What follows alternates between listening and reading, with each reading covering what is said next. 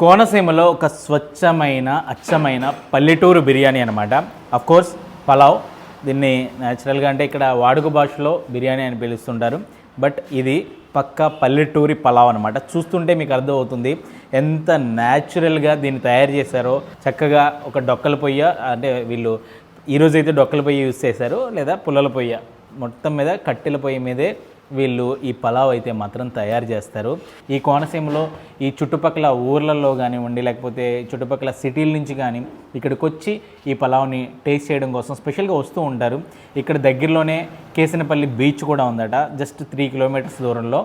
అక్కడికి వచ్చే వాళ్ళు కూడా చాలామంది ఇక్కడ ఆర్డర్ చెప్పేసుకొని ఇక్కడ నుంచి పలావ్ పొట్లం నీట్గా కడుతున్నారు. నీట్గా అలా పొట్లం ఇప్పుతున్నప్పుడు కూడా ఫీల్ చాలా బాగుంటుంది. ఆ సముద్రం దగ్గర కూర్చుని ఇట్లాంటి వేడి వేడి పలావ్ని అలా తింటుంటే ఆస్వాదిస్తుంటే ఉంటుందండి. స్వర్గం అంతే.